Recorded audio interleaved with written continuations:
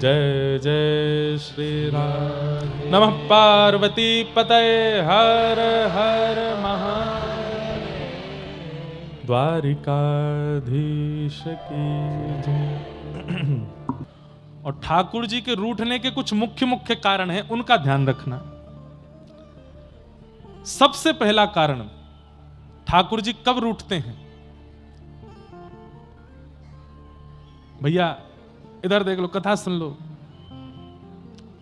ठाकुर जी के रूठने के कुछ मुख्य कारण हैं, उनमें सबसे पहला कारण है कि ठाकुर जी के किसी भी भक्त का आप अपमान मत करो, अपराध मत करो।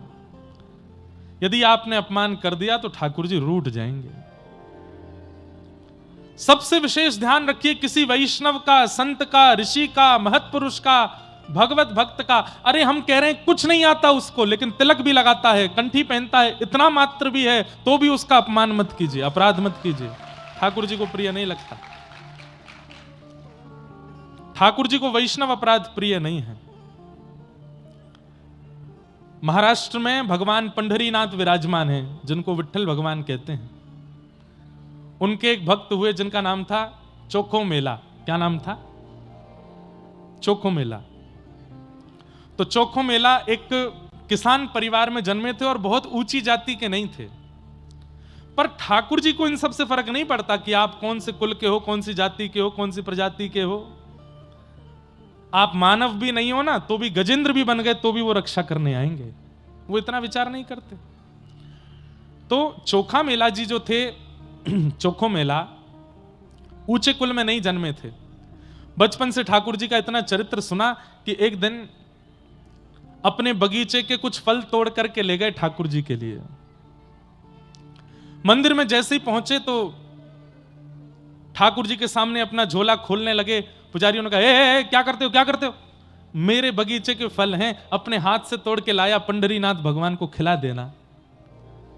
पुजारी पहले तो हंसे, बाद में बोले, चल चल निकल यहां से, तेरे हाथ का तो तेरी परछाई पड़ जाए तो उस स्थान पर पानी डालना चाहिए। तेरे हाथ का टूटा हुआ फल हम ठाकुर जी को खिलाएंगे? ले जा इसको। अरे फल तो पवित्र है ना, पृथ्वी तो पवित्र है, पृथ्वी से फल निकले हैं, इनको तो स्वीकार कर ही सकते हो। पुजारियों ने बहुत डांटा फटकारा, नहीं माने। वो भी लग रहे थे कि नहीं, पवाओ पवाओ। तो पुजारियों ने बहुत मारा और मार पीट के मंदिर से निकाल दिया और वो निकल जाओ यहां से। चोखा मेला जी रोते रोते वापस चले गए और अपने फल बांध करके ले गए। बोले, ठीक है पंढरीनाथ, आप तो अमीरों के देवता हो, अमीर 56 भोग लेके आएंगे तो पालोगे, गरीब यहां पे फल तोड़ के लाया तो आप पिटवा रहे हो पुजारियों से मुझे। दुखी होकर के चोखा मेला जी चले गए। रात्रि के समय अपने आसन पर, अपने घर पर बैठे थे। इतने में ही क्या देखा, बड़ी सुंदर कस्तूरी की सुगंध आ रही है, दूर से मणियां जैसी चमक रही हों और सुंदर नूपुरों की आवाज आ रही है। खूब सारे गहने पहने कोई व्यक्ति आ रहा है और जैसे ही थोड़ा सा प्रकाश हुआ तो क्या देखा, साक्षात पंढरीनाथ भगवान चोखा मेला जी के सामने आ गए। चोखा मेला बोले, आप कौन? बोले, मुझे भूल गए, मैं विट्ठल पांडुरंगा, सुबह आए थे तुम दर्शन करने। हाँ, तो सुबह तो मार पीट के भगवा दिया था आपने मुझे, अब क्यों आए हो मेरे घर पे? ठाकुर जी बोले, देखो ये पंडा पुजारी लोग हैं ना, ये दिल के बुरे नहीं है, पर इनको कभी कभी लगता है कि कोई म्लेच्छ ना आ जाए, कोई मुस्लिम रूप बदल के ना आ जाए, कोई मंदिर अपवित्र करने ना आ जाए, इसलिए थोड़ी रोक टोक करते हैं। बोले, रोक टोक? मारा मुझको? अरे तो इसीलिए तो मैंने भी उसका प्रायश्चित किया, मेरे भक्त को मारा। क्या प्रायश्चित किया? बोले, आज मैंने भोजन नहीं किया, सुबह मैंने राजभोग नहीं किया, ब्यारू नहीं किया, कलेऊ नहीं किया। क्यों? मेरा भक्त फल लेके आया, वो मुझे नहीं खिलाया तो मैं भूखा रहा, और जब मंदिर बंद हो गया तो तेरे घर आया हूं खाने, चल अब मुझे खिला दे। चोखा मेला जी के सामने ठाकुर जी बैठ गए, केला खिलाए, अमरूद खिलाए, सेब खिलाए, ठाकुर जी को अपने हाथ से खिला रहे हैं। कुछ फल बच गए तो ठाकुर जी अपनी पीतांबरी आगे करके बोले, ये फल दे दो, मैं बांध के ले जाऊंगा। तो चोखा मेला बोले, यहीं खा लीजिए। तो ठाकुर जी बोले, मैंने भोजन नहीं किया था ना, तो रुक्मणी जी भी भूखी हैं, वो भी भूखी बैठी हैं, तुम्हारे फल ले जाऊंगा तो रुक्मणी जी को खिला दूंगा, उनको भी पवा दूंगा मैं। चोखा मेला जी बड़े प्रसन्न हो गए, फल भर के दे दिए। अब सोचिए, ठाकुर जी अपनी पीतांबरी में फल बांध के ले गए रुक्मणी जी के लिए। और मंदिर में जाके रुक्मणी जी को खिलाया। सुबह 4 बजे जैसे ही कपाट खुले मंगला के लिए, तो फल के छिलका पड़े थे गर्भगृह में, सारे फलों के छिलके पड़े। पुजारी सब बोलने लगे ये छिलके भीतर कैसे आ गए? अरे मंदिर तो बंद करके गए थे, चारों तरफ से खिड़कियां लगी थी, ये छिलके अंदर कैसे आए और कौन खा के गया है? तब एक पुजारी बोला, अरे कल वो आया था एक चोखा मेला, उसको हमने मंदिर में घुसने नहीं दिया, तो बाहर खड़े होके बड़ी बड़ी अभद्र भाषा बोल करके गया था। हो ना हो, अपना बदला लेने के लिए कैसे भी मंदिर में घुस के पूरा मंदिर अपवित्र करने की भावना से खा करके छिलके फेंक दिए। हम मानवों में क्वालिटी है क्या? बिना सच जाने अपने मनगणंत भावों को बनाने की, सबके अंदर है, बना लिया। अब एक भी पंडा पुजारी ये नहीं सोच रहा है कि मंदिर तो खुला नहीं, ताला का सील तो निकला नहीं, वो चोखा मेला अंदर कैसे आया होगा? बोले वो बाद का विषय है, पहले उसको पकड़ के उसकी धुनाई करो। सुबह सुबह 5 बजे सारे पंडा पुजारी पहुंच गए चोखा मेला के घर। सो रहे थे बेचारे बड़े प्रेम से कि ठाकुर जी आए रात को। सुबह उठा के पुजारी जी उन्होंने फिर मारा उनको। चोखा मेला बोले अब मैंने क्या किया? बोले तू मंदिर में घुस गया भीतर और वहां फल खा करके छिलका फेंक के आया पांडुरंग के पास। चोखा मेला बोले नहीं नहीं नहीं नहीं, मैं नहीं गया था, पंढरी नाथ मेरे घर आए थे। बोले और मारो इसको, ये बताना चाहता है कि पंढरी नाथ इसके बड़े हैं, इससे भी, ये पंढरी नाथ से भी बड़ा इसके घर आएंगे। अरे हम लोगों को 25-25 30-30 साल सेवा करते हो गए, हमारे तो स्वप्न में भी नहीं आए, तेरे घर आ गए हो। अरे मैं सच बोल रहा हूं, मैं ये हमको नीचा दिखाने के लिए सब बातें बोल रहा है, और मारो इसको। इतना मारा। चोखा मेला वहीं बैठे बैठे रोते रोते बोले जय हो पंढरी नाथ, तेरी लीला बड़ी अद्भुत, मैं तो कुछ कर ही नहीं रहा हूं, जबरदस्ती पिटवा रहे हो मुझे। लौट करके पंडा पुजारी सब अपना हाथ, अब बढ़िया लगा, बढ़िया बदला लेके आए, उसी ने किया था ये सब। लौट करके जब पुजारी आए तो क्या देखा? मंदिर का मुख्य द्वार बंद, भीतर की किवाड़ बंद, सारी खिड़कियां बंद, सब बंद है। खोलने का प्रयास किया, नहीं खुला। खूब जोर लगाया, हजारों की हजार पंडा पुजारी जोर लगा रहे हैं, लेकिन मंदिर नहीं खुल रहा है। सब प्रयास कर लिए, शाम हो गई, मंदिर जब नहीं खुला तो सब पुजारी समझ गए हमसे कोई अपराध हुआ। घुटने के बल बैठ करके सब कान पकड़ के क्षमा मांग रहे हैं। बोले पंढरी नाथ हमने किया क्या, बताओ तो। ठाकुर जी बोले अब जब तक पृथ्वी प्रलयकालीन समुद्र में नहीं डूब जाएगी तब तक मेरा पंढरीनाथ मंदिर बंद रहेगा। क्यों? क्योंकि तुम सबने मिलकर एक मेरे परम वैष्णव भक्त का अपमान किया, अब मैं किसी को दर्शन नहीं दूंगा। सबने खूब प्रयास किए, 2-3 दिन तक ठाकुर जी ने मंदिर नहीं खोला, अंदर से बंद कर लिया। तब पुजारियों ने कहा प्रायश्चित बताइए कि हम क्या करें। ठाकुर जी बोले मेरी सोने की पालकी है, उसको लेकर के जाओ और चोखो मेला को बैठा के नाचते गाते हुए उसको यहां लेके आओ, तब मंदिर खुलेगा। कितना प्रेम करते हैं ठाकुर जी अपने वैष्णवों से, अपने भक्तों से। अरे आप गलती से एक तिलक लगा देते हैं ना, ठाकुर जी के नेत्र सजल हो जाते हैं। अरे ये तो मेरा है गयो, ये तो मौसम प्रेम करे। अरे पति को जैसा श्रृंगार प्रिय लगता है, पत्नी वैसी साड़ी पहन ले या वो प्रिय श्रृंगार कर ले, पति खुश हो जाता है। पत्नी को जैसे अपने बच्चे पसंद हैं, वैसे मार्क्स बच्चे लेकर के आ जाएं, वैसे पढ़ाई करके दिखा दें, तो मां को प्रसन्नता हो जाती है। ठाकुर जी को वैष्णव भेष, वैष्णव भाव, एकादशी निष्ठा आदि आदि ये सब प्रिय हैं। जब हम एक भी धारण कर लेते हैं ना, ठाकुर जी इतने प्रसन्न हो जाते हैं। और फिर उसको कोई पीड़ा देता है तो ठाकुर जी बहुत पीड़ित हो जाते हैं। इसलिए हमारी प्रार्थना, कभी किसी वैष्णव का अपमान मत कीजिएगा, ठाकुर जी रूठ जाएंगे। दूसरा, कभी किसी धाम का अपमान मत कीजिएगा। जगन्नाथपुरी गए, वृंदावन गए, द्वारिका गए, किसी ने पूछा कैसा लगा? अरे बहुत भीड़ थी वहां तो, अरे महाराज इतनी कोहनी पड़ी, कोई व्यवस्था नहीं है, इतनी गंदगी, ये था वो था। ठाकुर जी बोलते हैं मैंने बुलाया तो नहीं था, क्यों आए? मेरा धाम, मेरा तीर्थ मुझे प्रिय लगता है, तुम क्यों उसका अपमान कर रहे हो? ठाकुर जी के धाम का अपमान नहीं, वैष्णव का अपमान नहीं, ब्राह्मणों का अपमान नहीं, संतों का अपमान नहीं। इस पूरे में आपको ठाकुर जी का नाम नहीं, ठाकुर जी के बारे में अगर 2 बात आप गलत बोल दोगे ना, उनको बुरा नहीं लगेगा, पर उनके जनों के बारे में कुछ मत बोलो, ठाकुर जी को वो सहन नहीं होता। इसलिए वैष्णव अपराध लग गया है आपको, इसका प्रमाण क्या है? कथा में नींद आना कथा में मन ना लगना, सत्संग में, परिक्रमा में, धाम जाने में, प्रसाद में स्वाद ना आना, नीरस लगना, भक्ति की संबंधी वस्तुओं में नीरसता का आना, यह इस बात का प्रमाण है कि ठाकुर जी आपसे रूठ गए हैं। आप जो काम करते हो वो काम बन नहीं पाता, इसका मतलब यह नहीं ठाकुर जी रूठ गए ना, अभी भाग्य में नहीं है, जब होगा तो हो जाएगा। आप चलते चलते गिर गए तो इसका मतलब यह नहीं ठाकुर जी रूठ गए हैं। आपने कोई बहुत सुंदर व्यवस्था की और वो कार्य ठप हो गया, इसका मतलब ये नहीं ठाकुर जी रूठ गए। हम लोग कह देते हैं दुकान खोली चली नहीं, अरे भगवान नाराज बैठे हैं मुझसे तो पता नहीं किस बात, ना ठाकुर जी नाराज नहीं, अभी आपका भाग्य नहीं है। ठाकुर जी नाराज हैं इस बात का प्रमाण क्या है कि महाप्रभु जगन्नाथ सामने खड़े हैं लेकिन आपको दर्शन करने में आनंद नहीं आ रहा, तो समझो ठाकुर जी रूठे हैं। कथा चल रही है और आप कथा में बैठ करके बस ये सोच रहे हैं कब पूरी होगी, कब जाऊं, मन नहीं लग रहा है, समझो ठाकुर जी रूठ गए। आप प्रसाद पा रहे हैं और प्रसाद में लग रहा है इसमें तो नमक ही नहीं है, इसमें तो नींबू ही नहीं डाला, ठाकुर जी को ऐसे ही भोग लगा दिया, समझो ठाकुर जी रूठ गए हैं। किसी संत महापुरुष को देख करके लगे इनमें ज्यादा प्रभाव नहीं है, वो वाले महाराज जी ज्यादा अच्छे हैं, समझो ठाकुर जी रूठ गए हैं। तिलक लगाने में लगे छोटा ही लगा दीजिए, इतना बड़ा पूरा माथा भरने नेक लगा दो, समझो ठाकुर जी रूठ गए। घर पे पंडित जी पूजा कराने के लिए आए, पंडित जी 5 मिनट में करा दो। कितनी देर की पूजा है, 25-30 मिनट लगेगा, नहीं 5 मिनट में जल्दी जल्दी वाला करा दो, समझो ठाकुर जी रूठ गए। भगवत क्रियाओं में मन ना लगना, रुचि ना लगना, आनंद का संवर्धन ना होना, इस बात का प्रमाण है कि ठाकुर जी आपसे रूठ चुके हैं। इसलिए ये सब रूठ जाएं कोई बात नहीं, वो नहीं रूठना चाहिए। अपनी क्रिया, अपनी व्यवस्था, अपना स्वभाव, अपना नियम ऐसा निर्माण करो कि वो आपसे कभी ना रूठें।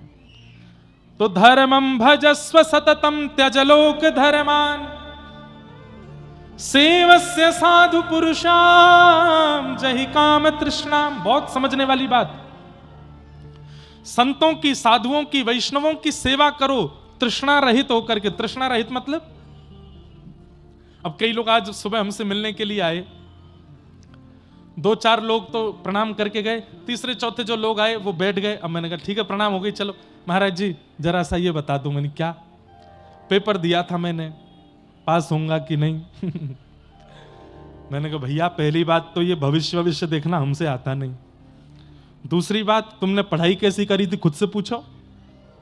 अब तुम पढ़े ही नहीं होंगे तो फिर पेपर कोई तंत्र मंत्र से बढ़िया थोड़ी हो जाएगा, जैसे पढ़े होगे वैसा होगा। 4वीं-5वीं माता जी आ गई, वो बोली हमारी बेटी बहुत बीमार रहती महाराज जी कुछ बताओ। अरे रात में तो मुझे ही बुखार आया था अब उसका मैं क्या करूं, मुझे भी जुकाम हो गया था, उसका मैं क्या करूं। वैष्णवों के पास, कथा वक्ताओं के पास, ब्राह्मण पंडितों के पास, साधु संतों के पास कामना रहित होकर के जाइए। सेवस्य साधु पुरुषाम जहि काम तृष्णाम, किसी कामना से नहीं जाइए। आजकल एक नई कामना और ऐड ऑन हो गई है, वहां जाएंगे तो हम अपनी वीडियो बनवा के सोशल मीडिया पर डालेंगे, 400-500 लाइक बढ़ जाएंगे, ये भी एक कामना है।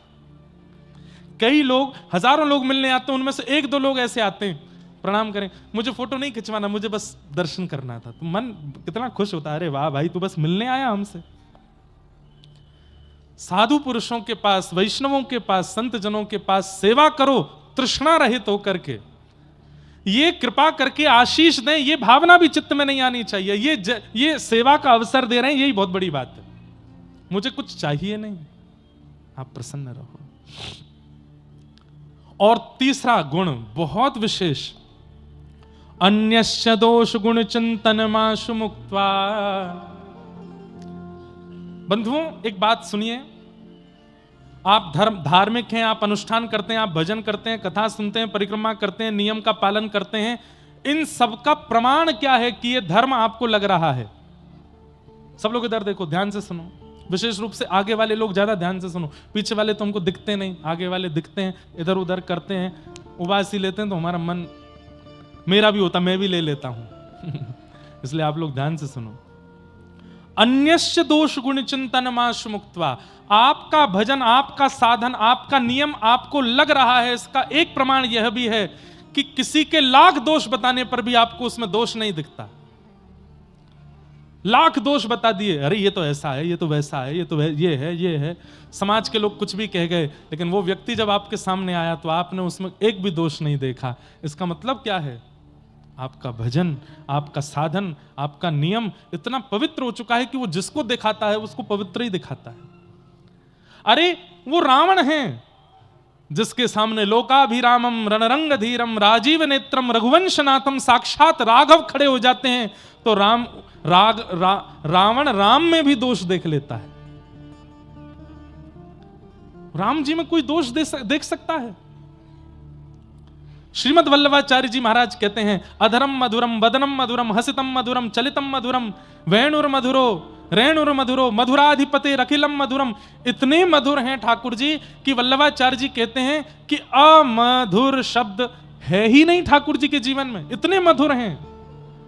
लेकिन वे ही जब कंस के सामने जाते हैं तो श्रीमद् भागवत कहती हैं, मल्लानाम मशनिर्णिनाम नरवर स्त्रीणाम स्मरो मूर्तिनाम गोपानाम स्वजनो सताम छितभुजाम शास्त्रा सुपुत्रो शिशु मृत्युर्भोजपतिर्विराट विदुषाम तत्वं परम योगिनाम वृष्णीनाम परदेवतेत विदितो रंगम गतः साग्रज।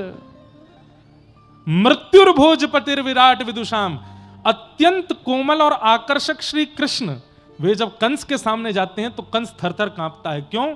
साक्षात लग रहा है कि काल आ गया हो, साक्षात लग रहा है कि महाकाल आ गया हो, साक्षात लग रहा है कि महाकाल का भी कोई श्रेष्ठ हो वो मेरे सामने आ गया हो। जिन कृष्ण को देख के पत्थर पिघल जाते हैं, जिन कृष्ण को देख के गैयाओं के थनों से अपने आप दूध निकलने लगता है, जिन कृष्ण को देख करके यमुना जी स्तब्ध हो जाती हैं, जिन कृष्ण को देख करके जड़ वृक्ष नीचे को झुक जाते हैं, उन कृष्ण को देख करके थरथर कांप रहा है कंस। इसका मतलब क्या है? पापी व्यक्ति, महाघनघोर संसारी व्यक्ति वही है जिसके सामने अत्यंत गुणवान भी आ जाए तो उसमें भी दोष देखे, और गुणवान वही है जो अत्यंत दोष युक्त व्यक्ति में भी गुण देखे। ईमानदारी से बताइए, हम रंगनाथ भगवान के सामने जाते हैं, उनके सामने जाकर के दर्शन करते हैं, हम लायक हैं उनके सामने खड़े होने के? क्या हमारे कर्म, हमारा विचार, हमारा स्वभाव इतना पवित्र है कि हम उनके सामने खड़े हो सकें? लेकिन फिर भी खड़े हैं। भीतर से पंडित जी, पुजारी जी तीर्थ देते हैं, प्रसाद देते हैं, षटकोप देते हैं। इसका मतलब क्या है? ठाकुर जी की दृष्टि कैसी है? लाख दोष हैं हमारे अंदर, फिर भी हमारा गुण देख करके हमको स्वीकार करते हैं। येनम रक्ष जगन्नाथ बहुजन्मापराधनम, इसने बहुत अपराध किए लेकिन फिर भी उसकी रक्षा करने की जिम्मेवारी ठाकुर जी रखते हैं। सीधी बात, बहुत लंबी चौड़ी बात ना कह दूं, ठाकुर जी का स्वभाव क्या है, देव का स्वभाव क्या है? लाख अवगुण वाले व्यक्ति में भी गुण देख ले वो देव है। और दैत्य का स्वभाव क्या है? अत्यंत गुणवान व्यक्ति में भी अवगुण देख ले, ये दैत्य का स्वभाव है। हम लोगों का स्वभाव कैसा है? कथा सुनकर के जब जाते हैं तो श्रोताजन बात करते जाते हैं, कथा तो बढ़िया थी, बढ़िया कथा थी। तो दूसरी माता जी कहता बढ़िया थी, भजन तो गाए ही नहीं, 2 घंटा बैठे रहे हम, कुछ सुनाया ही नहीं। तीसरी कहेगी नहीं भजन तो नहीं गाए पर कथा तो ठीक ही कर रहे थे। तीसरी बोली नहीं नहीं, उनसे ज्यादा बढ़िया वो वाले व्यास जी थे, वो चुटकुल्ला भी बोलते थे बीच कथा में, हंसी आती थी। दोष जल्दी दिखता है हमको।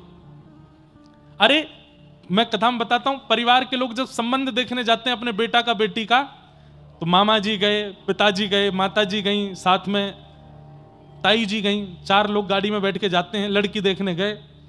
अब लड़की देख करके जब आएंगे, गाड़ी में बैठते ही सबसे पहली चर्चा गाड़ी चलाने वाले मामा जी पूछेंगे कैसी लगी लड़की? तो पिताजी कहेंगे बढ़िया थी। तो पीछे से माता जी कहेंगे थी तो बढ़िया, पाम बड़े बड़े थे उसके, पट्टे सी लग रही थी हमको तो, पाम पट्टे क्या। तब दूसरी सहेली बोलेगी पाम बड़े थे, कान भी थोड़े विचित्र थे। तब अरे हमको तो आंखों से थोड़ी सी टेढ़ी मेढ़ी सी लग रही थी। दोष जल्दी देखते हैं हम, और 10 दोष देखने के बाद फिर क्या कहते हैं? अब ठीक है, संसार में सब में दोष तो हैं ही, पर लेकिन परिवार अच्छा है, पिताजी अच्छे हैं, धनवान है, कर दो ब्याह। हम दोष पहले देखते हैं, गुण बाद में देखते हैं। लेकिन नाम जापक का, वैष्णव का, भक्त का स्वभाव होना चाहिए वो गुण पहले देखे, और जिसने गुण पहले देख लिया वो बाद में दोष देखेगा ही नहीं। गुण देखिए, गुण दर्शन करो, सब में गुण दर्शन। तो अन्यश्च दोष गुण चिंतनमाश मुक्त्वा, उसके बाद अंतिम लक्षण, 5वां लक्षण बताया, सेवा कथा रसमहो नितराम पिबत्वम। फिर कथा रस का पान करोगे तब कथा चित्त में विराजेगी, समझ आवेगी, आपका उद्धार करने वाली होगी। ये ज्ञान उपदेश प्रदान किया है किसने? श्री गोकर्ण जी महाराज अपने पिताजी से कह रहे हैं, धर्मम भजस्व सततम त्यजलोक धर्मान सेवस्य साधु पुरुषाम जहि काम तृष्णाम अन्यश्च दोष गुण चिंतन मास मुक्त्वा सेवा कथा रसमहो नितराम पिबत्वम। इस कथा रस को पीते रहो। बोले कितना पिए? बोले पीते ही रहो, नितराम पिबत्वम। बंधुओं, आपने, ये तो कटनी वालों का सौभाग्य, 1.5 महीना पहले भी हम आए थे, 1.5 महीना के अंदर दोबारा आ गए। 1.5 महीना हुआ, 2 महीने हो गए हैं, 1.5 ही हुआ ना। कौन से नवंबर में आए थे, अब फरवरी का प्रारंभ है आज से।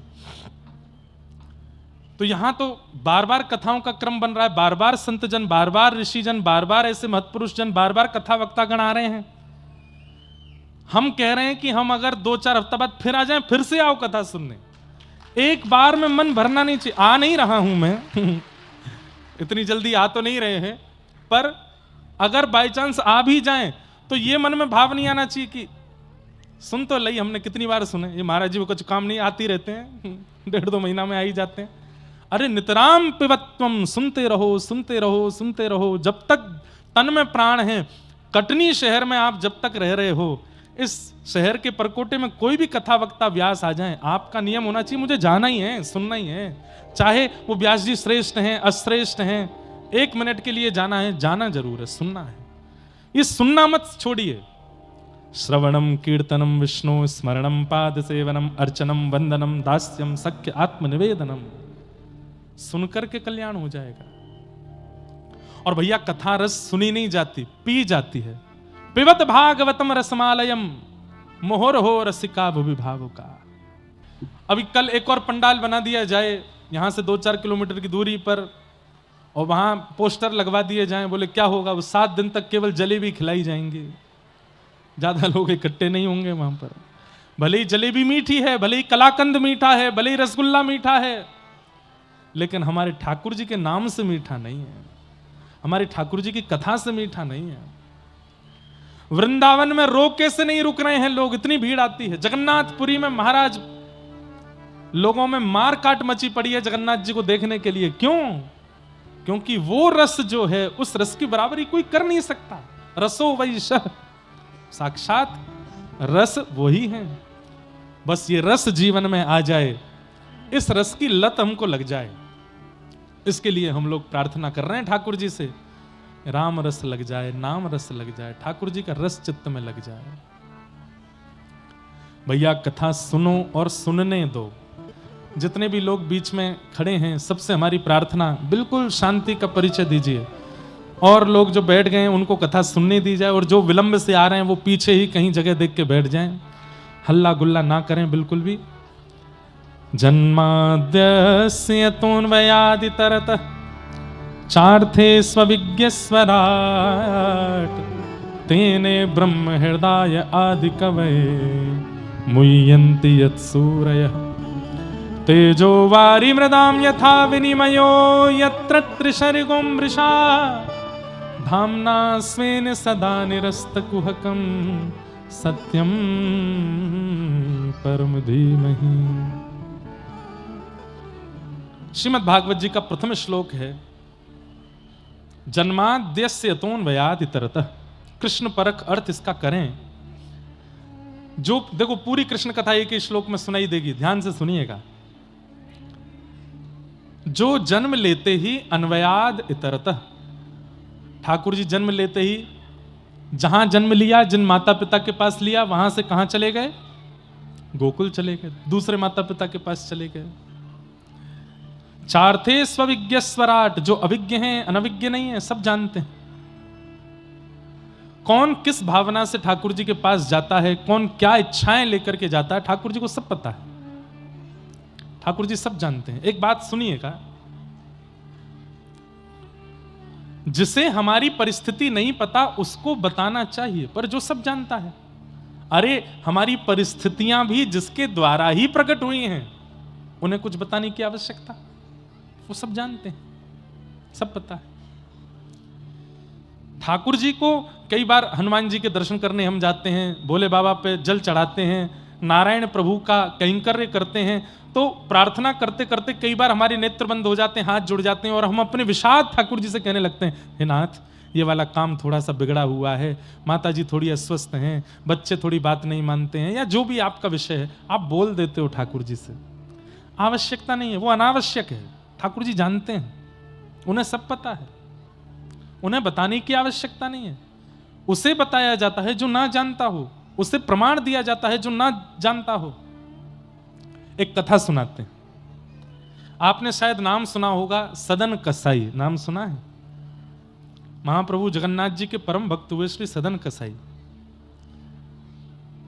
कसाई थे, मांस विक्रय करते थे, लेकिन तराजू में तोलने के लिए मांस को दूसरे पडले में जो भार रखा जाता, बाट रखा जाता, उसकी जगह कुछ पत्थर रखते, और गलती से उनको पता नहीं था एक शालिग्राम भगवान थे और वो उनसे मांस तोलते थे।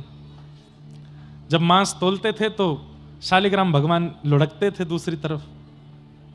एक बार कोई साधु जा रहे थे, मुंह पे कपड़ा रख के, कसाई की दुकान है, तो कपड़ा रखते हुए गए, उनकी दृष्टि जैसी पड़ी, साधु तो इसलिए देखते हैं कि भाई इन जीवों का भी, इन पे भी भगवान कृपा करे जो बेचारे निर्दोष रूप से कट गए हैं। तो साधु की दृष्टि पड़ी तो उन्होंने देखा दूसरे पडले में तो मांस था, ये पर इधर वाले पडले में ऐसा क्यों लग रहा है कि शालिग्राम भगवान है, ये पत्थर समझ के इसने रख लिए हैं। साधु लौट करके आए, फिर से देखा शालिग्राम जी थे। उन्होंने कही, भैया भैया ओ भैया देवता, तुम जो कर रहे हो ना ये तो पाप है ही, पर उससे भी बड़ा महापाप तुम ये कर रहे हो कि तुमने दूसरे पडला में ठाकुर जी धरे हैं। सदन कसाई भले ही कसाई थे लेकिन हृदय से बड़े सरल थे। महाराज जी मुझे पता नहीं था। बोले भगवान है, इनको हमें दे दो। महात्मा ले गए। कथा सबको पता है, मैं सूक्ष्म में जो मूल बात है उस पर आऊंगा, लेकिन थोड़ा सुना दूं, जिन्होंने नहीं सुनी वो सुन लो। सदन कसाई के यहां से ठाकुर जी को ले गए। साधु महात्मा लेकर के गए, पंचामृत अभिषेक किया, इत्र लगाया, चंदन लगा करके ठाकुर जी को तुलसी माला पहनाई, चांदी के सिंहासन पर विराजमान किया, 56 भोग लगाए। रात्रि में स्वप्न में ठाकुर जी आ गए और स्वप्न में आके ठाकुर जी बोले, मेरो मन ना लग रहा। महात्मा बोले, आपका मेरे घर मन नहीं लग रहा? बोले नहीं। कहां जाना है आपको? वृंदावन जाना है, जगन्नाथपुरी जाना है, बद्रीनाथ जाना, कहां जाना है आपको? कहां मन लगेगा? बोले मोए वही के पास जानो है, सदन कसाई के पास। तो साधु बोले, कसाई है वो, निर्दोष निर्मम जीवों की हत्या करके उनका मांस बेचता है, उसके पास जाना है। ठाकुर जी बोले, वो कैसा भी हो पर हृदय से बहुत सरल है, मुझे उसके तराजू में लुढ़कने में बहुत अच्छा लगता है, मुझे उसके पास छोड़े आओ। महात्मा बोले, भगवान कुछ कृपा करो ना। ठाकुर जी बोले, वो सदा के लिए सुधर जाएगा, तुम जाकर के जब उसको अनुग्रहित करोगे। महात्मा गए, शालिग्राम जी लेकर के आए तो सदन कसाई उठ गए। बोले, भगवान और कुछ लेने आए हैं क्या? और कोई भी भगवान है क्या मेरे पास? बोले नहीं, वो तो नहीं है, इनको वापस देने आए। बोले क्यों? बोले ठाकुर जी बोल रहे हैं तुम्हारे तराजू में उनको आनंद आ रहा है, अब तुम इनको रखो अपने पास।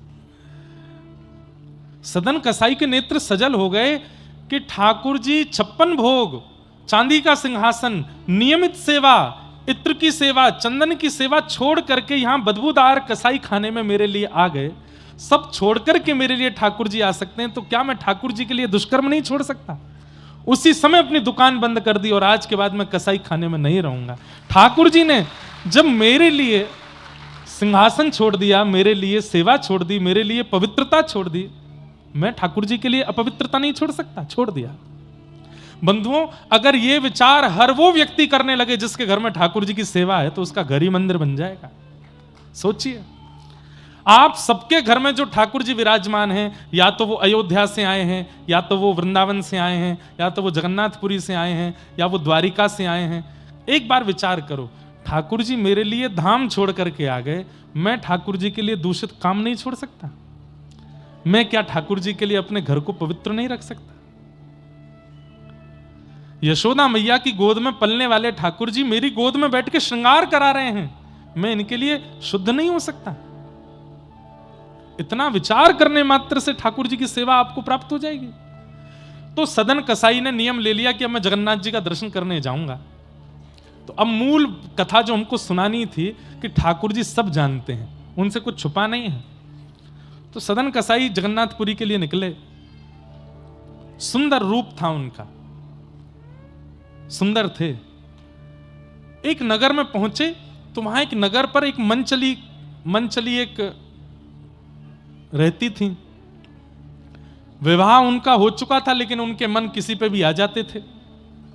सदन कसाई को जब उन्होंने देखा तो इनके ऊपर उस स्त्री का मन आ गया।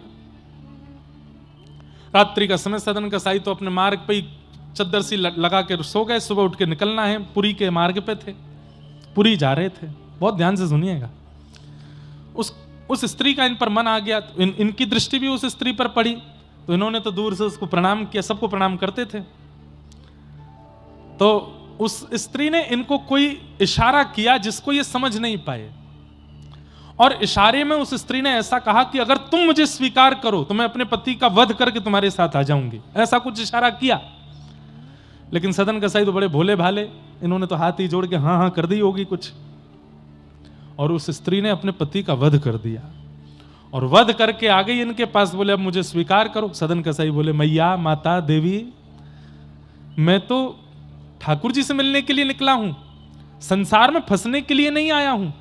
यदि संसार मेरी इच्छा होती तो मैं तुम्हें स्वीकार कर लेता, लेकिन ठाकुर जी मेरी इच्छा है, ठाकुर जी मेरी गति है, उनको छोड़ मैं ये संसार में नहीं पड़ना चाहता। आप मैया मुझे पुत्र मान लो, मुझे भैया मान लो, लेकिन मैं आपका पति नहीं बन सकता। अब वो स्त्री तो बोली, अरे तेरी वजह से मैंने अपने पति के वध कर दिया। बोले सदन कसाई, तुमने मार दिया उनको? बोले हाँ। बोले मैंने इशारा तो किया था। बोले मुझे क्या पता कि तुम क्या इशारा कर रही हो। अब उस स्त्री ने पूरे नगर में हल्ला कर दिया कि इनके कहने पर और इसी ने ही मेरे पति को मरवाया है, ऐसा करके पूरा दुष्प्रचार कर दिया। सदन कसाई दुखी नहीं हुए, जगन्नाथ जी से बोले हे जगन्नाथ, एक बार इन नेत्रों को आप दिख जाते, फिर भले ये जीवन में ये सारे प्रमाद आ जाते तो मैं सह लेता। आपका दर्शन हुआ नहीं, आपके धाम आ नहीं पाया, आपका महाप्रसाद मिला नहीं, उससे पहले ये सारे षड्यंत्रकारी मुझको रोक रहे हैं। हे नाथ, एक बार दिख जाओ, फिर भले ही मेरे साथ कुछ हो जाए, मुझे चिंता नहीं, पर अभी मुझे दर्शन तो दे दो एक बार। राजा, जो उस नगर का राजा था, उसने सदन कसाई को बुलाया और कहा देखो, इस स्त्री ने जो आरोप लगाए हैं उससे तुम दोषी साबित होते हो। बताओ तुम्हें क्या दंड दिया जाए? जो तुमने किया है उससे मृत्यु दंड ही तुमको मिलना चाहिए। सदन कसाई बोले देखिए, मुझे मृत्यु दंड स्वीकार है, पर मैं एक कार्य के लिए निकला हूं, वो करके आ जाऊं, फिर मुझे मार दीजिएगा। तो जनता चिल्लाने लगी। जनता सबसे पहले समर्थन में आती है, नहीं नहीं नहीं नहीं, इसको मारना है, और हमने तो देखा था, इसने इशारे किए थे। सदन कसाई बोले तीसरा आदमी नहीं था वहां पे, फिर भी देखो सब राग में आलाप ले रहे हैं, हमने देखा था, हम इसके सबूत हैं, हम गवाह हैं, इसको मृत्यु दंड दो। राजा बोले भैया देखो, जिसको मृत्यु दंड देते हैं उसकी अंतिम इच्छा भी माननी पड़ती है। उसकी अंतिम इच्छा यह है कि मैं दर्शन कराऊं फिर मार देना, तो नहीं नहीं, आप ऐसे कैसे छोड़ तक, आप राजा हैं, हमको न्याय दिलाइए, हम इस अबला नारी के साथ में हैं, इसको न्याय मिलना चाहिए। राजा ने सदन कसाई को देखा, बोले भैया तेरी तरफ एक भी वोट नहीं है, अब क्या करूं मैं? सदन कसाई बोले एक काम कर दीजिए। बोले क्या? मुझे मृत्यु दंड लौटने पर दे दीजिएगा, पर अभी इन सबको संतोष हो जाए, मेरे दोनों हाथ काट दीजिए, आप मेरी दोनों भुजाएं काट दीजिए। राजा ने सब लोगों से कहा, बोले भैया ये भी छोटी बात नहीं है, कोई व्यक्ति अपनी भुजा आगे कर रहा है कि काट दीजिए, वो किसी काम का नहीं रह पाएगा जीवन भर, मृत्यु दंड भी इसको दे देंगे, लेकिन इसकी भुजा काट देते हैं। तो सब बोले हाँ भुजा काटो, कुछ तो करो, लेकिन दोनों भुजाएं काट दी सदन कसाई के। कोई दोष नहीं था उनका, निर्दोष। और बंधुओं, जब निर्दोषों को दंड दिया जाता है ना, तो फिर केस ठाकुर जी की अदालत में पहुंच जाता है।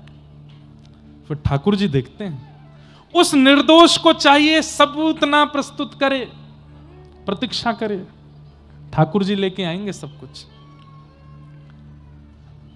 सदन कसाई के दोनों हाथ काट दिए। सदन कसाई रो तो रहे हैं लेकिन प्रसन्नता में रो रहे हैं। किसी शुभ चिंतक ने आकर के पूछा, तुम्हारे दोनों हाथ काट दिए, तुम्हारे दोनों हाथ काट दिए, तुम फिर भी हंस रहे हो, तुम फिर भी प्रसन्न हो, क्यों?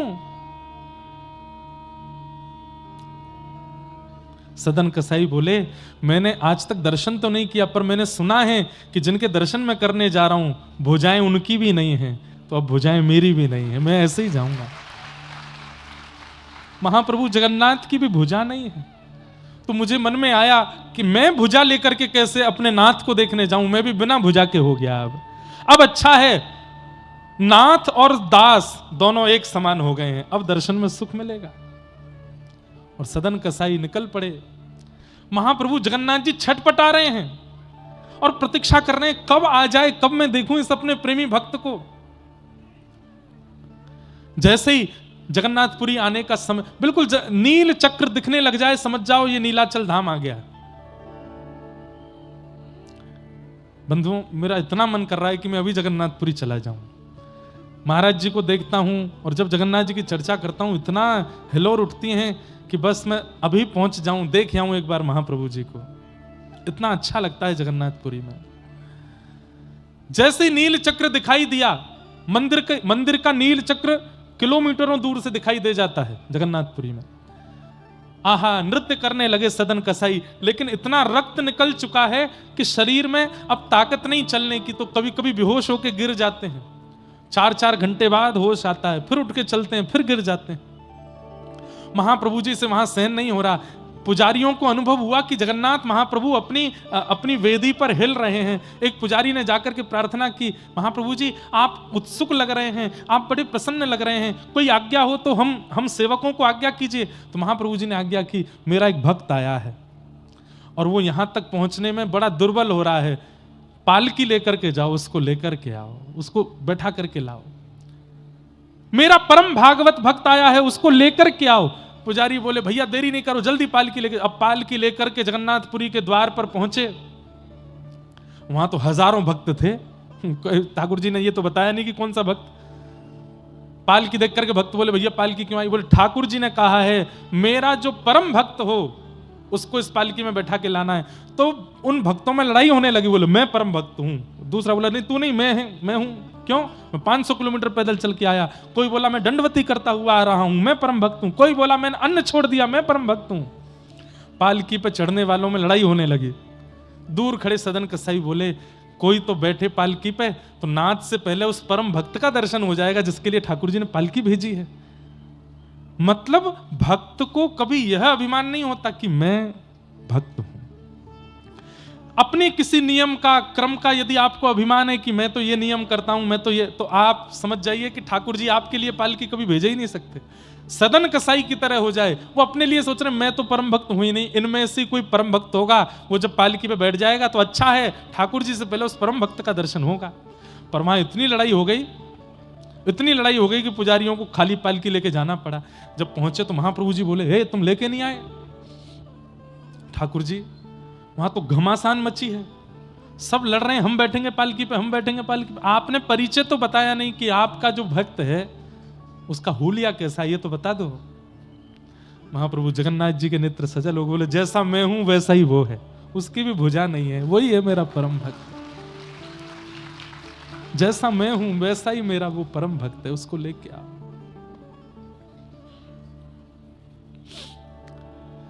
पुजारी पालकी लेकर के गए और उन हजारों की भीड़ में सबसे दूर कोने में बैठे हैं सदन कसाई बिना हाथों के। पुजारियों के नेत्र में सजल हो गए, दौड़ करके गए, सदन कसाई को उठाने लगे। बोले, बैठो पालकी में, तुम्हारे लिए पालकी भेजी है। सदन कसाई रो रहे हैं, आपने गलती की होगी, भूल हो गई होगी।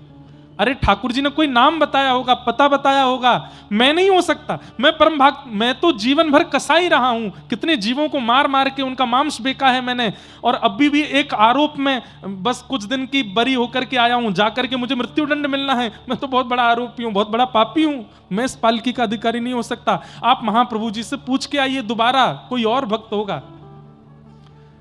पुजारियों ने कहा, ठाकुर जी ने नाम नहीं बताया, पता नहीं बताया, स्वरूप बताया, और स्वरूप में जैसे महाप्रभु जी वैसे तुम हो, तुम्हारे लिए आ गया कि बैठो। जबरदस्ती बैठा करके लेके आए हैं। इतना प्रेम, इतना करुणा, इतना अनुग्रह तो सदन कसाई ने सोचा भी नहीं था कि महाप्रभु जी देंगे। जैसे ही महाप्रभु जी के द्वार पर आए, जगन्नाथ मंदिर के सिंह द्वार के भीतर ही पतित पावन भगवान का दर्शन होता है। पतित पावन भगवान को देख करके दंडवत किया पालकी से उतर के सदन कसाई ने। आज तक उनके मन में यह नहीं आया कि मेरे हाथ कट गए। सब लोग इधर देखो, ध्यान से सुनो। आज तक मन में नहीं आया मेरे हाथ कट गए, लेकिन आज जैसे ही प्रणाम किया तो प्रणाम करने पर ये भुजाएं उठ नहीं पा रही थीं। तब पहली बार मन में आया कि मेरी भुजा होती तो मैं अपने महाप्रभु जी को दंडवत साष्टांग प्रणाम करता, लेकिन भुजा तो नहीं है। अब बंद हो गया, लेकिन पहले जगन्नाथपुरी में नियम था, प्रत्येक दर्शनार्थी महाप्रभु जी को आलिंगन करते थे। सब जाकर के महाप्रभु जी को पकड़ते। यही सोचते जा रहे हैं सदन कसाई कि मैं आलिंगन करूंगा कैसे, आलिंगन के लिए तो भुजा चाहिए, मेरे पास तो भुजा है ही नहीं। महाप्रभु जी बाहां पसार करके खड़े, मैं कैसे आलिंगन करूंगा। जैसे ही महाप्रभु जी के सामने पहुंचे, इसी ग्लानि में रोने लगे कि नाथ मेरी भुजा नहीं है, मैं आपको अपने अंक में कैसे भरूंगा। इस भावना से कटी हुई भुजा जैसे उठाई, तुरंत दोनों भुजाएं प्रकट हो गईं और महाप्रभु जी को आलिंगन कर लिया, हृदय से लगा लिया। मानो उन्होंने नहीं, महाप्रभु जी ने उनको हृदय से लगाया। सोचिए, निर्दोष थे वो, मृत्यु दंड चढ़ा है उनके ऊपर, लेकिन महाप्रभु जी ने कैसा प्रेम, कैसा उपकार, कैसा अनुग्रह किया। क्यों? कोई सफाई नहीं देनी पड़ी किनको, कोई सफाई नहीं देनी पड़ी यहां सदन कसाई जी को जाके कि मैंने अपराध नहीं किया, मैंने दोष नहीं किया, इसलिए मेरे हाथ काट दिए, जबरदस्ती का कुछ नहीं कहा है। मौन गए थे, क्योंकि महाप्रभु जी सब जानते हैं आपके जीवन में क्या चल रहा है, क्या नहीं चल रहा है। मत बताइए, ठाकुर जी को सब पता है उनको। उनके सामने तो निर्भाव से जाओ, निष्काम भाव से जाओ, कुछ नहीं चाहिए नाथ। बल्कि दुखी हो फिर भी ठाकुर जी के सामने जाके कहो, हम बहुत सुखी हैं ठाकुर जी, हम बहुत प्रसन्न हैं, सब बढ़िया चल रहा है, आप बिल्कुल निश्चिंत रहें, हम बहुत बढ़िया से जीवन जी रहे हैं। ठाकुर जी प्रसन्न हो जाते हैं। जिनकी कृपा से ये सृष्टि जो सत्य नहीं है, अमृष है, सत्य सी प्रतीत होती है, पर वो सत्य नहीं है। धामना स्वेन सदा निरस्त कुहकम सत्यम परम धीमहि। ये अमृषा सृष्टि, इसके प्रति असत्यता की भावना और सृष्टि में केवल ठाकुर जी सत्य हैं, ये भावना प्रकट तभी होगी जब आप ये जान लोगे कि ठाकुर जी ही परम सत्य हैं। सत्यम परम धीमहि। ऐसे परम सत्य परमात्मा को हम बारंबार प्रणाम करते हैं, परम सत्य भगवान को वंदन करते हैं। धर्म प्रोजित कैतवोत्र परमो निर्मत्सराणाम सताम वैद्यम वास्तवमत्र वस्तु शिवदम तापत्रयोन्मूलनम। श्रीमद्भागवते महामुनि कृते किंबा परैरीश्वर सद्यो हृद्यवरुध्यते त्रिकृतभिः शुश्रूषुभिस्तत्क्षणात्। विषय, अधिकारी, संबंध और प्रयोजन। श्रीमद् भागवत कथा कराने का, सुनने का, करने का विषय क्या है? परम धर्म का उद्दीपन होना। धर्म और परम धर्म में अंतर है। इन संसार में रहने के लिए, मान प्रतिष्ठा यश वैभव प्राप्ति के लिए जो हम कर्म करते हैं, सत्कर्म करते हैं, वो सब धर्म कहलाते हैं। पर भगवत प्राप्ति के लिए जो हम क्रिया करते हैं वो परम धर्म कहलाता है। आप तिलक लगाते हैं, शिखा रखते हैं, धोती पहनते हैं, धर्म का पालन करते हैं, गुरु आज्ञा मानते हैं, माता पिता की सेवा करते हैं, सब धर्म हैं। पर इस धर्म को करने से आपका यह लोक सुधरेगा, पर उस लोक की प्राप्ति के लिए और उस परमात्मा की प्राप्ति के लिए आपको परम धर्म करना पड़ेगा। परम धर्म किसे कहते हैं? जहां पर शरीर के सुख की कामना नहीं है, आत्म कल्याण की भावना है कि शरीर में विद्यमान जो वो दिव्य चेतना है, वो आत्मा है, उसका उद्धार हो, जैसे भी हो उसका कल्याण हो। ये भावना चित्त में जब आ जाती है तब वह परम धर्म का रूप ले लेता है। हम सब लोग धार्मिक हैं, परम धार्मिक नहीं है। धर्म तो करते हैं पर परम धर्म का विचार नहीं करते। अब देखा जाए, सब मंदिर जाते हैं, सब चंदन लगाते हैं, सब तिलक लगाते हैं, सब हनुमान चालीसा करते हैं, पर अधर्म करते समय बिल्कुल भी घबराते नहीं, इसका मतलब परम धर्म नहीं है चित्त में। श्रीमद् भागवत का विषय क्या है? परम धर्म को प्रकट करना। ध्यानपूर्वक सुनिएगा हमारी बात। धर्म और परम धर्म दोनों में अंतर क्या है? आप परिक्रमा लगाने के लिए गए, गिरिराज जी की परिक्रमा, कामतानाथ जी की परिक्रमा, मैहर देवी माता के दर्शन करने पैदल गए, ये क्या है? धर्म है कि परम धर्म है? ये धर्म है। क्यों? शारीरिक क्रिया है, शरीर से परिक्रमा लगाई जा रही है। लेकिन आप कटनी मध्य प्रदेश में बैठे हैं, नेत्र बंद करके चिंतन करते हैं कि मैं गिरिराज जी में हूं, गिरिराज जी की पावन तलेटी है, पावन रज बिछी हुई है, रसिक जन गिरिराज जी की जय जयकार करते हुए आगे पीछे चल रहे हैं, और मैंने दान घाटी पर प्रणाम करके परिक्रमा प्रारंभ की है। सुंदर मयूर बानर, कहीं ब्रजवासी, कहीं साधु संत महात्मा दर्शन दे रहे हैं, कहीं भंडारा चल रहा है, कहीं सब लोग मिलकर के संकीर्तन कर रहे हैं। आहा, चलते चलते चलते अब अरे अब तो आने और गांव आ गया। आने और गांव में बढ़िया सुंदर ठाकुर जी की झांकी है। आने और गांव से थोड़े आगे निकले, अब पूछरी के लौठा आ गए। पूछरी के लौठा की जय हो, प्रणाम कर लिया। अब यहां से आगे चले, अब तो जतीपुरा आया है। आहा, जतीपुरा में लस्सी पियेंगे, थोड़ी सी लस्सी पी ली महाराज। जतीपुरा में प्रणाम कियो, प्रणाम करके चले। थक गए हैं, तोरे पामों में दर्द हो रहा, नेक बैठ जाते, बैठ गए हैं। व्रजरज को माथे से लगा रहे हैं। थोड़े और आगे चले, बड़ी परिक्रमा पूरी हो गई, प्रणाम करके छोटी परिक्रमा में प्रवेश कर गए हैं। चलते चलते महाराज सुंदर दिव्य दर्शन हो रहे हैं। अब आगे चले तो यहाँ पर उद्धव कुंड आ गया, कृष्ण कुंड आ गया, राधा कुंड आ गया। सब जगह प्रणाम करते हुए हम आगे अरे भैया अब तो थक गए, चलो नहीं जा रहे, बड़े हाँप रहे हैं। आहा, अब तो मुकुट मुखारबिंद आ गया, कुसुम सरोवर आ गया। दान घाटी आते ही परिक्रमा विश्राम, ये परम धर्म है। मानसिक तीर्थ याटन करना। आप कहोगे महाराज जी इसको आप ये भी तो कह सकते हो कि वो जीव आलसी है, चल के जाना नहीं चाहता इसलिए मन से कर रहा है। नहीं, मन से करने वाला व्यक्ति आत्मा को भ्रमण कराता है, आत्मा की तीर्थ यात्रा कराता है और आत्मा को भगवत सन्निधि दिलाता है। यही तो परम धर्म है। अब शरीर से गए गिरिराज जी, मन डोल लो जबलपुर में। शरीर से तो गोवर्धन नाथ जी की परिक्रमा कर रहे हैं, पर बात कर रहे हैं भैया आपके बीजेपी आवेगी, कौन आवेगो। शरीर से तो तिरुपति बालाजी दर्शन करने के लिए गए, पर मन में चर्चा चल रही है कि घर में क्या चल रहा होगा, क्या विषय होगा, क्या भाव होगा, क्या वार्ता होगी, आदि आदि। वो धर्म तक सीमित रह जाता है क्योंकि मन वहां नहीं लगा। पर शरीर आपका कटनी में, शरीर आपका जबलपुर में, शरीर आपका मैहर में, शरीर आपका सतना में, शरीर आपका कहीं और है, पर मन से एक दिन पता है कैसा आएगा। यही मानसिक चिंतन करते करते करते ऐसा होगा, आप बैठे कटनी में होंगे लेकिन गिरिराज जी में जो हो रहा होगा आपको यहीं बैठे बैठे अनुभव होने लग जाएगा। यह चमत्कार नहीं होगा। रैदास जी के चरित्र में मैंने पढ़ा है कि रैदास जी अपने ठाकुर जी को तीर्थ यात्रा कराते थे, लेकिन रैदास जी को लगा बड़ा श्रम हो जाता है, अब तीर्थों में नहीं जाएंगे, घर पर ही सेवा करेंगे। तो एक दिन ठाकुर जी स्वप्न में बोले, अरे रैदास अब तू हमको तीर्थ यात्रा नहीं कराते। रैदास जी बोले, गाड़ी घोड़ा है नहीं, बहुत पुरानी बात है, महीनों तो यात्रा में ही निकल जाता था। तो रैदास जी ने कहा, जय जय मानसिक तीर्थ यात्रा कराऊंगा आपको। और रैदास जी अपने ठाकुर जी का नित्य श्रृंगार करते, उस श्रृंगार के बाद नेत्र बंद करके, चलो जय जय आज आपको जगन्नाथपुरी के दर्शन कराऊं। आहा, देखो नील चक्र है, नीलाचल धाम है, हरि हरि बोलो कह करके सब उड़िया भक्त चल रहे हैं। महाप्रभु जगन्नाथ जी कितने सुंदर लग रहे हैं, सुभद्रा जी कितनी अच्छी लग रही हैं, बलभद्र जी कितने प्यारे लग रहे हैं, चलो जय जय महाप्रसाद पाले। मानसिक चिंतन महाप्रसाद का करते थे, जब नेत्र खोलते तो सामने पत्तल पर महाप्रसाद प्रकट हो जाता था रैदास जी के। अरे आप कहोगे ये भी चमत्कार है, तो एक और बात सुनो। एक बार रैदास जी बोले, जय जय बहुत गर्मी पड़ रही है, अब की बार बद्रीनाथ चलते हैं, वहां ठंडक है।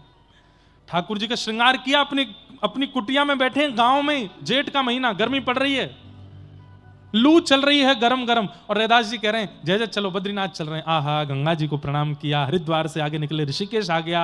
अब ऋषिकेश के बाद अब देखो यहाँ पर ये कर्ण प्रयाग, रुद्र प्रयाग, देव प्रयाग सब पार करते हुए जगन्नाथपुरी पहुंच गए। जय जय सौल ओढ़ ले, बहुत जाड़ो पड़ रहा है, बर्फ पड़ रही है चारों ओर से। जैसे ही बद्रीनाथ का चिंतन करते तो गांव में भी बर्फीली हवा चलने लग जाती। गांव के लोग समझ जाते जरूर रैदास अपने ठाकुर जी को बद्रीनाथ ले गया होगा तभी बर्फ गिर रही है। कहने का अभिप्राय क्या है? तन से जो आप कर रहे हैं वो धर्म है, पर मन जहां लगा है वो परम धर्म है। व्यक्ति तन से तो धर्म कर लेता है, क्योंकि आजकल सोशल मीडिया का टाइम है, फोटो खिंच जाती है, वीडियो बन जाती है, आप जैसा अपना स्वरूप दिखाना चाहो वहां दिखा सकते हो। मन से होना चाहिए। काशी विश्वनाथ हो, जगन्नाथ हो, द्वारिकानाथ हो, बद्रीनाथ हो, सबका तो प्रचार कर दिया आजकल के क्रिएटर्स, सोशल मीडिया इन्फ्लुएंसर्स ने। वो धर्म तो कर रहे हैं, पर परम धर्म तो मन से होता है, मानसिक रूप से होता है। श्रीमद् भागवत क्या कराती है? श्रीमद् भागवत आपके चित्त में परम धर्म का बीज बो देती है। फिर तन से ज्यादा आपको मन से क्रिया करना अच्छा लगता है, मन से उपस्थित होना अच्छा लगता है। दूसरी बात, भागवत का विषय, पहली बात क्या है कि परम धर्म सिखाती है भागवत। दूसरी बात, श्रीमद् भागवत सुनने और कहने का अधिकार किसको है? बहुत ध्यान से सुनिए सब लोग। श्रीमद् भागवत सुनने कहने का अधिकार किसको है? तब कहते हैं निर्मत्सराणाम सताम, जिसके चित्त में मात्सर्य दोष नहीं है। मात्सर्य दोष किसको कहते हैं? 4 प्रकार के दुख होते हैं। कर्म से दुखी, समय से दुखी, स्वभाव से दुखी और दूसरे के सुख से दुखी। कोई व्यक्ति कर्म से दुखी होता है, ऐसे काम किए हैं कि दुख आता ही रहता है। कोई व्यक्ति समय से दुखी रहता है, समय खराब चल रहा है। कोई व्यक्ति स्वभाव से दुखी होता है। लेकिन इस संसार में सबसे ज्यादा संख्या है दूसरे के सुख से दुखी होने वालों की। वो दुखी क्यों है? क्योंकि उसने किसी को हंसते हुए देख लिया, इसलिए दुखी है। वो हंस क्यों रहा था, वो खुश क्यों है, वो प्रसन्न क्यों है, वो इतना आनंद में क्यों है, हमसे देखा नहीं जा रहा है। सुखी मत हो। उसके बाद वो लोग बोलते हैं ज्यादा हंसो मत, क्यों? नजर लग जाएगी आपको। नजर किनकी लगती है? जो आपके सुख से दुखी है। और ऐसे लोगों को इस शास्त्रीय भाषा में मात्सर्य कहा जाता है। कौन कहा जाता है? मात्सर्य। और मात्सर्य व्यक्ति जो होते हैं, ये कथा में चले जाएं, सत्संग में चले जाएं, प्रवचन में चले जाएं, ये साधु महात्माओं के पास चले जाएं, धर्म तीर्थों में चले जाएं, अनुष्ठान में चले जाएं, दान पुण्य कर आएं, इनको कोई लाभ होता ही नहीं है। क्यों? ये दूसरे से ईर्ष्या में है। मात्सर्य।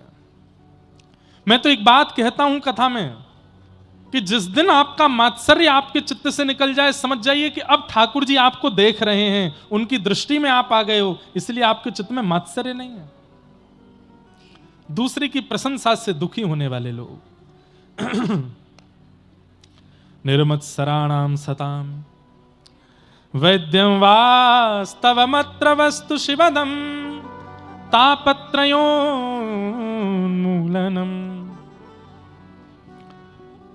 वैद्यम वास्तवमत्र वस्तु शिवदम। श्रीमद् भागवत क्या करती हैं? ठाकुर जी से आपका संबंध कराती हैं। और कैसा संबंध? बोले कल्याणकारी। ठाकुर जी आपको अपने कोई लगने लगे। हमारे श्रीमन रामानुजाचार्य भगवान के ठाकुर जी से 4 संबंध हैं, पिता, पुत्र, गुरु और शिष्य। श्री आचार्य चरण, जिस परंपरा में हम हैं, जिस परंपरा में पूज्य महाराज जी विराजमान हैं, हमारे परंपरा के आचार्य श्री रामानुजाचार्य जी, भाष्यकार, शेषावतार, उनके ठाकुर जी से 4 संबंध हैं। एक ठाकुर जी से पिता का संबंध है, एक ठाकुर जी संपत कुमार भगवान से पुत्र का संबंध है, वेंकटेश भगवान के प्रति शिष्य का संबंध है। यहां जितने भी श्री वैष्णव बैठे हैं, अगर मैं इस बात को कह दूं तो इसमें कोई अतिशयोक्ति नहीं। वेंकटेश तिरुपति बालाजी भगवान हम श्री वैष्णवों के गुरु भाई हैं, हमारे गुरु भाई हैं। क्यों? आचार्य चरण से अष्टाक्षर मंत्र की विधि सुनी है उन्होंने। और श्री रंगनाथ भगवान, इनके प्रति गुरु भाव। शिष्य, गुरु, पुत्र और पिता, ये 4 संबंध ठाकुर जी से हैं आचार्य चरण के। ठाकुर जी को अपना कोई संबंध ही मानो। तो हे मोहे नाते अनेक मानिए जो भावे।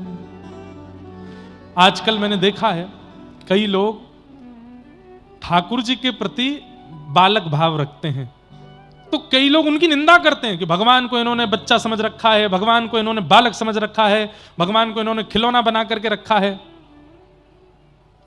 हमारी प्रार्थना, आप दुखी मत होइएगा, ये निंदा आज से नहीं चल रही है, मीराबाई के समय से चलती आई है। मीराबाई को लोग टोकते थे, रोकते थे। ठाकुर जी को पति बोलती है, मेरे तो गिरधर गोपाल दूसरों न कोई, जाके सिर मोर मुकुट मेरो पति सोई। मेरे तो गिरधर गोपाल दूसरों न कोई।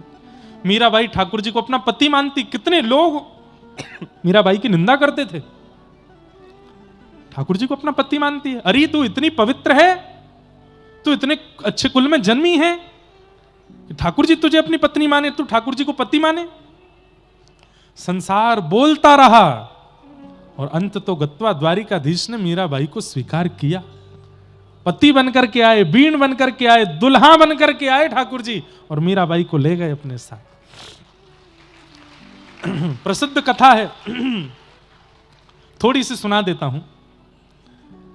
मीराबाई ठाकुर जी को पति मानती थी, अपना परिवार छोड़ा, ब्याह किया भोजराज के साथ, फिर मेवाड़ छोड़ा, वृंदावन आ गई, वृंदावन छोड़ा, द्वारिका चली गई।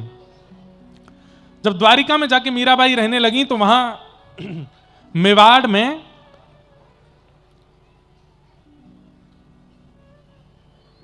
भुखमरी होने लगी।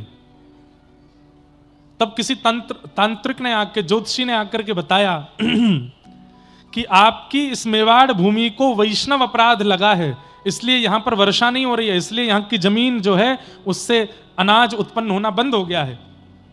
बोले कौन से वैष्णव का अपराध हुआ? बोले मीराबाई का अपराध हुआ, उनको बुला के लाओ। तो मीराबाई को बुलाने के लिए मेवाड़ से हजारों ब्राह्मण गए और सबने कहा मेवाड़ की रक्षा के लिए आप वापस मेवाड़ चलो, क्योंकि जब तक आप मेवाड़ जाके मेवाड़ को क्षमा नहीं करोगी तब तक वहां पर खेतीबाड़ी नहीं हो पाएगी। मीराबाई बोली अब मैं बहुत भटक ली हूं संसार में, मेवाड़ छोड़ा, मेड़ता छोड़ा, वृंदावन छोड़ा, अब मेरे जीवन के अंतिम समय में मैं द्वारिका आई हूं, अब मैं वापस नहीं जाऊंगी। तो ब्राह्मण बोले मेवाड़ में लोग भूखे मर रहे हैं, प्यासे मर रहे हैं, मीराबाई उनका विचार करो, तुम्हारे जाने से अगर घर में रोटी बनने लगे, पानी मिल जाए लोगों को तो नहीं जाओगी। तो मीराबाई बड़े संशय में आ गई, क्या करूं? तब मीराबाई बोली ठीक है, मैं कल ठाकुर जी से आज्ञा ले लेती हूं, अगर ठाकुर जी ने अब भी मुझे स्वीकार नहीं किया तो मैं चल दूंगी, और स्वीकार किया तो मैं ठाकुर जी में विलीन हो जाऊंगी, प्राण त्याग दूंगी। अगले दिन सुबह मंगला का बहुत अच्छा प्रसंग मैं सूक्ष्म में सुना रहा हूं। मीराबाई जैसे ही मंगला में द्वारिकाधीश के दर्शन करने गई, मीरा चरित्र बहुत सुंदर है, मीराबाई का चरित्र। तो मीराबाई ठाकुर जी से जाके कहती है आपने मुझे इतना नचाया, 5 वर्ष की अवस्था से आपको भज रही हूं, गा रही हूं, आज मेरी मध्य अवस्था हो गई है, मैं वृद्धावस्था की ओर पहुंचने वाली हूं। मैंने अपने जीवन में कोई कुसंग नहीं किया, कुछ गलत वस्तु का सेवन नहीं किया, कोई पाप नहीं किया, कोई अपराध नहीं किया। आपने जैसा जीवन दिया सब स्वीकार किया। आपने कहा ब्याह करो तो भोजराज के साथ विवाह किया, लेकिन पति पत्नी का कोई संबंध हमारा नहीं रहा। कुछ दिन बाद भोजराज की मृत्यु हो गई, उनकी मृत्यु का कलंक अपने माथे पर सहा मैंने, क्योंकि आपने कहा जैसा जीवन मिल रहा है सहो, सहती रही, और हर समय बस एक ही भाव था, अब आप मिलोगे, अब आप मिलोगे, नहीं मिले आप। मेरे ससुराल में मेरे पति चले गए, उसके बाद मेरी रक्षा करने वाले केवल मेरे ससुर जी थे, उनको भी आपने मुझसे दूर कर दिया, उनके प्राण चले गए। उसके बाद ननद ने, देवर ने, ये फिल्मों में गलत दिखाया गया कि मीराबाई के पति ने उनको उत्पीड़ना दी थी, नहीं। मीराबाई के पति भोजराज जी का अगर आपने चरित्र सुन लिया तो आपके नेत्र सजल हो जाएंगे। उनको पीड़ा राणा देते थे, उनके देवर, और वो भी बड़े भाई की मृत्यु के बाद। विष पिलाया, भरी समाज में मुझे अपशब्द कहे, मैंने सब सहती रही। क्यों? क्योंकि प्रतीक्षा थी कि आप मिलोगे। ससुराल छोड़ करके वापस पीहर आ गई, पीहर छोड़ करके वृंदावन चली गई, वृंदावन छोड़ के द्वारिका आ गई, केवल कि आप मिलोगे। और आज जब मैं आपसे मिलन की आश में अपनी आधी अवस्था निकाल चुकी हूं, तो ये मेवाड़ में भुखमरी हो गई और वहां के ब्राह्मण आके यहां अनशन करके बैठे हैं कि मैं वापस जाऊं मेवाड़, और नहीं जाती हूं तो वहां के लोग भूखे मरते हैं, नहीं जाती हूं तो वहां के बच्चे प्यासे मरेंगे, और चली जाती हूं तो आप कब मिलोगे मुझे, मैं कब तक भटकती रहूंगी। और तब मीराबाई ने अंतिम शब्द कहा, मीरा के प्रभु गिरधर नागर, मीरा के प्रभु मिल बिछुड़न मत दीजे, मिल अब मिलने वाली हूं मैं, मुझे दूर मत भेजो, मुझे दोबारा संसार में मत भेजो, या तो मुझे मिल जाइए या मेरे प्राण हरण कर लीजिए नाथ, अब मैं वापस नहीं जा सकती यहां से। और जैसे ही मीराबाई ने यह बात कही, सुबह सुबह मंगला का समय, हजारों वैष्णव खड़े थे, देखते ही देखते क्या देखते हैं कि गर्भगृह से दिव्य तेज प्रकट हुआ, और दिव्य तेज में सेहरा पहन करके, बढ़िया सुंदर शेरवानी पहन करके दुल्हा राजा के रूप में द्वारिकाधीश प्रकट हो गए। क्यों? पति कहती है, मीरा पति कहती है, इसलिए ठाकुर जी दुल्हा बन करके आए।